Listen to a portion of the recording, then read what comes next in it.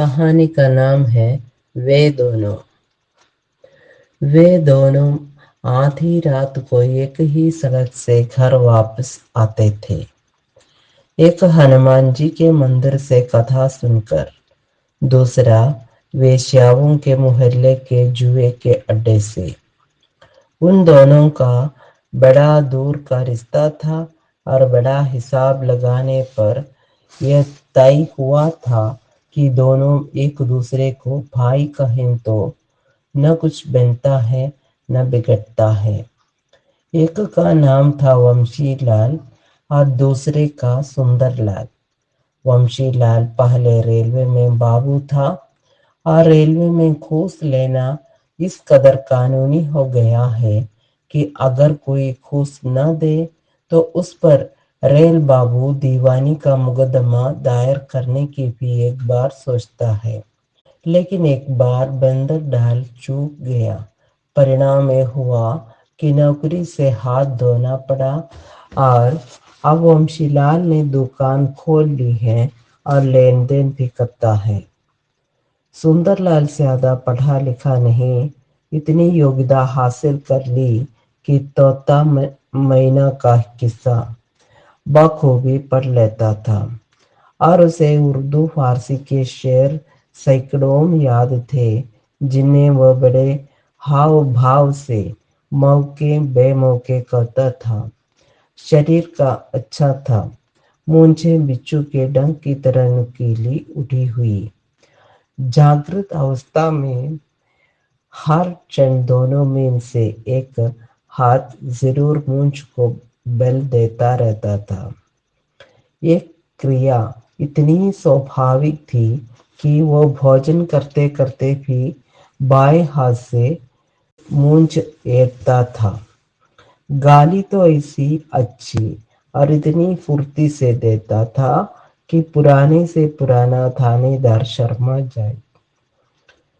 शब्दों का अभाव तो होता ही था, क्योंकि वाक्य के शब्दों में आधे तो विषय से संबंधित होते थे और आधे गाली के होते थे। धंधा उसका क्या था ये कहा नहीं जा सकता था। रात को वेश्याओं के मोहल्ले में वो जुए का अड्डा चलाता था। वैसे तो पुलिस की मजाल नहीं कि उस तरफ झांके, पर अगर कोई भूले फड़के आ भी गया तो सुंदर उसे कुछ देकर या पीट कर अपना काम बना लेता था। 5 बार जेल जा चुका था, बार बार तो मारपीट और जुए में, एक बार स्वतंत्रता संग्राम में रेल की पांदें उखाड़ने में। मोहल्ले वाले जानते थे कि वंशीलाल रोज आधी रात तक हरि कथा सुनता है। वे यह भी खूब जानते थे कि सुंदरलाल आधी रात तक जुआ खेलता है, खिलाता है, मारपीट करता है, शराब पीता है। वंशीलाल धर्मात्मा माना जाता था और सुंदरलाल घोर पापी, जिसे नरक में भी स्थान नहीं मिलेगा। और वह यह पुरखों की ही गलती कही जाएगी कि रिश्तेदार लोग पास पास बस गए और वंशीलाल और सुंदर एक दूसरे से इतने भिन्न होकर भी बाप दादों के घरों में पास पास रहते थे। लेकिन 1 साल से दोनों बोलते नहीं हैं। मनमुटाव का एक कारण है कि पिछले साल एक दिन वंशीलाल ने अपने पुत्र विहीन चाचा की जमीन जायदाद छीनकर उसे घर से बाहर निकाल दिया और उसके कपड़े लत्ते भी सड़क पर फेंक दिए। इसी समय सुंदर वहां से निकला। असहाय वृद्ध रो रहा था। सुंदर ने उसका बिस्तर समेट कर कंधे पर रखा और हाथ से बूढ़े का हाथ पकड़कर घर में ले गया। बोला, चाचा चैन से रहो। तब से चाचा बड़े मजे में सुंदर के घर रहने लगे और अड़ोस पड़ोस के लोगों से सुंदर की उदारता, प्रेम और सज्जनता का बखान करने लगे। लेकिन इस बात से बमशी और सुंदर में झगड़ा हो गया। वंशीलाल को ये अच्छा न लगा कि उसने जिस चाचा को घर से निकाल दिया उसे सुंदर अपने घर में आश्रय दे। उसने अपने घर के बरामदे से गाली देना प्रारंभ किया और उसकी स्त्री ने पिछवाड़े से सुंदर की स्त्री पर गालियों की बौछार की। इस प्रकार सुंदर घर से निकल आया और चपट कर उसने अपना पंजा वंशीलाल की गर्दन पर रखा ही था कि चाचा ने उसे याद दिलाया कि वंशी उसका बड़ा भाई होता है। उसने हाथ रोक लिया। उस दिन से दोनों में बोलचाल बंद है। इधर स्त्रियों ने भी काली गऊ की कसम चढ़ाकर युद्ध का अंत किया। तब से 1 साल हो गया। अब मनमुटाव कुछ कम हो रहा था कि पिछले महीने एक और घटना घट गई, जिससे यह विग्रह की आग फिर से भभक उठी। एक दिन पड़ोस के रमो नाई की मृत्यु होगी। वृद्ध नाइन के पास टटरी लकड़ी कफन के लिए पैसे नहीं थे। उसने रोते रोते हाथ के चांदी के कड़े निकाल कर लड़के को दिए और कहा कि वंशीलाल के पास गिरवी रखकर 20 रुपए ले आवे। लड़का वंशी के पास पहुंचा और वंशी कड़े तौल ही रहा था कि सुंदर को ये मालूम हुआ। उसने जेब से 20 रुपए निकाल कर लड़के के हाथ में रखे और कहा, ये रुपए ले और जाकर सामान ला। बनी बनाई चीज को इस तरह खोता क्यों है?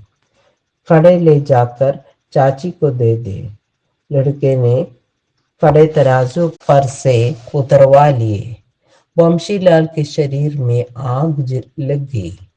उसकी तराजू से गहना उतर गया। यह बात उसे असह्य होगी। उसने सैकड़ों गालियां सुंदर को सुनाई।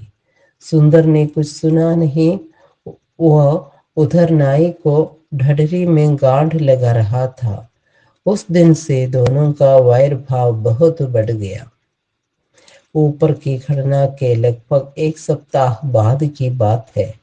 बमशीलाल उसी नियम से कथा सुनकर लगभग आधी रात को सुनसान सड़क से चला आ रहा था। सुंदरलाल भी अपने नियम के अनुसार जुए के अड्डे से उसी सड़क से चला आ रहा था। सुंदर वंशीलाल के पीछे करीब 15 कदम के फासले से चल रहा था। वंशीलाल के नए जूतों ने पैर में छाले बना दिए थे, इसलिए वह जरा धीरे चल रहा था। सुंदर ने सोचा, जरा तेज चलकर वंशी के आगे हो लूं। ऐसा कब तक धीरे धीरे चलूंगा? वंशीलाल सड़क की बाई पटरी से चल रहा था। सुंदर दाहिनी पटरी से आगे बढ़ने लगा। चलते चलते वह वंशीलाल की बराबरी से आ गया। वह दाहिने किनारे से चल रहा था, वंशीलाल बाएं से। इसी समय सड़क के दाहिने किनारे के एक झाड़ के पीछे से एक पागल कुत्ता झपटा। पहले वह सुंदरलाल के पास से एक फुसकार मारकर निकला और तब भाव कर वंशीलाल पर झपटा। वंशीलाल ने छड़ी घुमाई। सुंदरलाल भी डंडा लेकर दौड़ा, पर इसी बीच में कुत्ते ने वंशीलाल की पिंडली को मुंह में भर लिया और मांस का एक लौंदा बींध लिया। वह एक चीत्कार करके बेहोश होकर गिर पड़ा। सुंदरलाल ने कुत्ते को मारकर भगाया और फिर वंशी को कंधे पर लाद कर घर आया। आसपास के आदमी आ गए, कहने लगे, अरे राम राम, कितना बड़ा घाव लगा है, कहाँ काटा कुत्ते ने? सुंदर ने कहा, अरे भाई, बड़े भैया कथा सुनकर आ रहे थे, रास्ते में पांडे वकील के बगल के सामने काट लिया साले ने। मैं ऐसा जानता कि ये पागल है तो साला जब मेरे पास से निकला था तभी एक बार में काम तमाम कर देता। पर तू वहां कैसे पहुंच गया? मैं जुए के अड्डे से आ रहा था। तार से खबर पाकर दूसरे दिन बमशी के बड़े भाई आ गए। बमशी बिस्तर पर पड़ा था। घाव में जलन पड़ रही थी, कराह रहा था। सुंदर ने कहा, मैं वही अपने जुए के अड्डे से। हनुमान जी के मंदिर के पुजारी ने देखा कि 3 दिन से उनका सबसे नियमित सौदा नहीं आता। वे चौथे दिन बमशीलाल के घर आ गए। सुंदर बैठा बैठा वंशीलाल का सिर दबा रहा था। बड़ा अनर्थ हुआ, राम राम। वे बोले, सेठ साहब को प्रसाद देते समय मेरे मन में आया था कि इनको आज घर न जाने दो, पर मैंने नहीं कहा। होनहार बलवान है। और सुंदर कैसे मिल गया वहां? सुंदर ने कहा, मैं जुए के अड्डे से आ रहा था महाराज, और देखा तो साला मेरे पास से निकल गया। मैं जानता कि ये पागल है तो एक बार में ही काम तमाम कर देता।